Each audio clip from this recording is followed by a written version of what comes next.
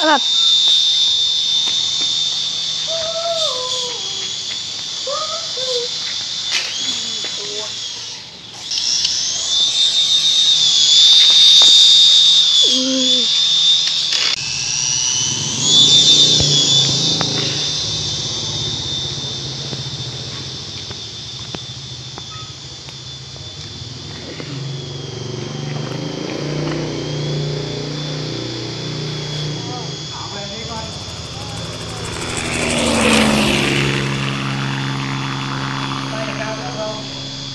Có.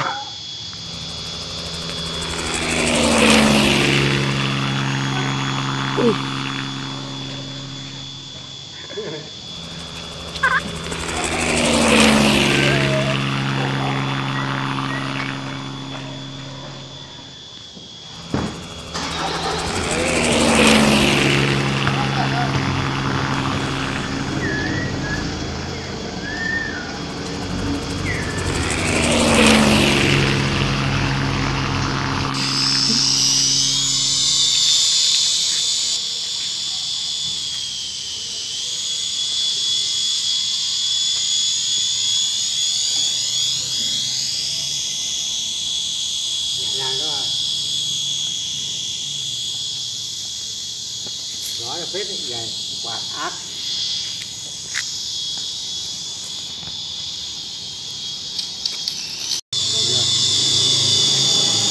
Đây quay đầu này, quay đầu này.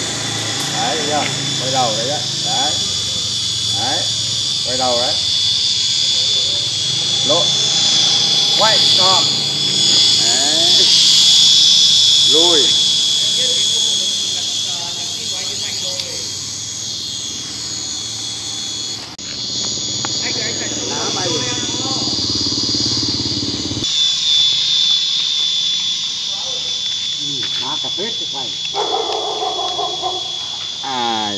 Vâng, xin chào quý vị và các bạn đang theo dõi kênh Định CTTV.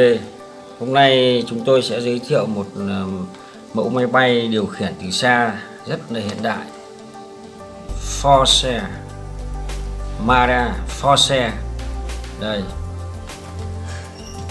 và nó là biệt hiệu coi như là gắn cho một cái tên là Modern King. Đấy, một cái vương miện rất là mới và tiêu chuẩn là xuất xứ coi như là châu Âu, được phép xuất sang châu Âu các bạn. Sau đây chúng tôi sẽ giới thiệu đến nó từng chi tiết cụ thể các bạn xem. Đây là điều khiển từ xa, gồm 6 pin 1.5, tổng cộng lại là 6 pin này 1.5 đây các bạn, đây 9V, tất cả là 9V.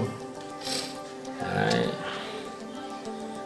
Và điều khiển thì các bạn nào dùng máy bay thì biết, đây là nút ga này, còn bên này tay phải bên đây là gạt lên là nút coi như là tiến, gạt xuống là nút lùi, gạt sang phải là quay đầu, và trái là quay đầu. Đấy. Rất là đơn giản. Khi bật lên thì là bật đây. Đấy. Nút ở giữa đây là điều chỉnh.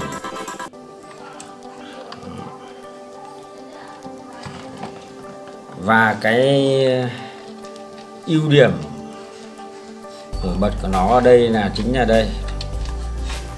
đây chính là cạnh sườn là có cái dây sạc. Đấy các bạn ạ, dây sạc này là nó cho phép chúng ta sạc pin từ cái nguồn 6 pin này, 9V này, từ cái nguồn của điều khiển này sang cái máy bay này. Đây các bạn này, đây cắm đây này, đấy các bạn ạ. Đấy, nó cho phép chúng ta sạc từ xa, có nghĩa là rằng là chúng ta đi bay ở ngoài ấy thì không có điện, khi mà hết pin thì không có điện ở đấy để sạc pin, thì chúng ta có thể cắm lấy nguồn trực tiếp từ cái điều khiển này. Đấy. hiện đại không. Nó cũng giống như cái tàu ngầm hôm trước tôi giới thiệu ấy. Nó cũng cho phép sạc từ xa đấy. Tàu ngầm hôm trước tôi giới thiệu.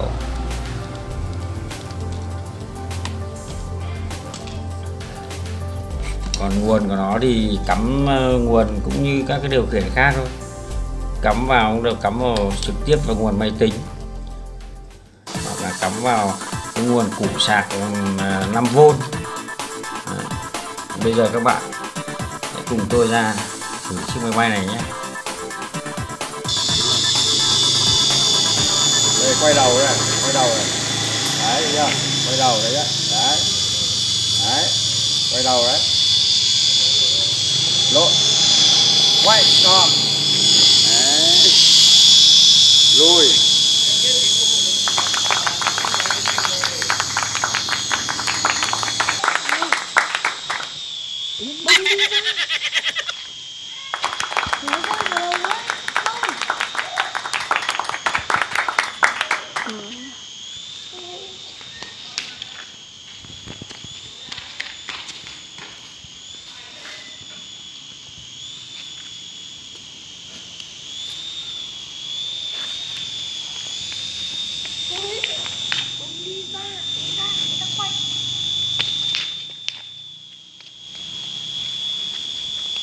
Đi ra em sẽ này không đạp vào đây.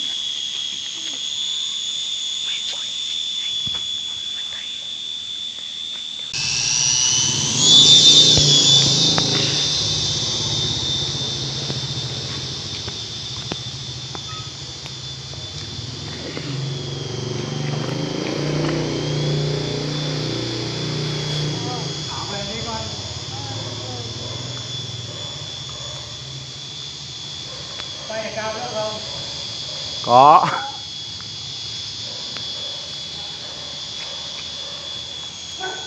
Ui.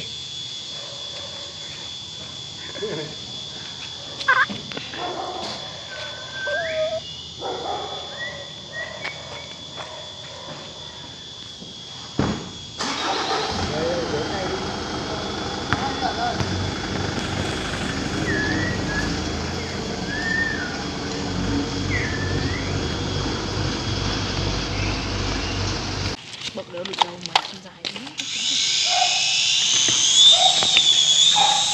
Đây. Bông đi ra. Nó rơi vào đầu đấy. Bông.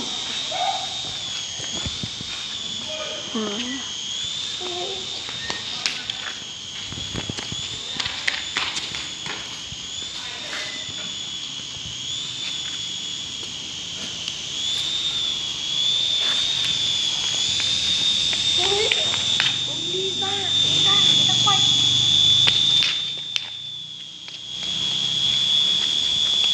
Đi ra, em sẽ này không đạp vào đây.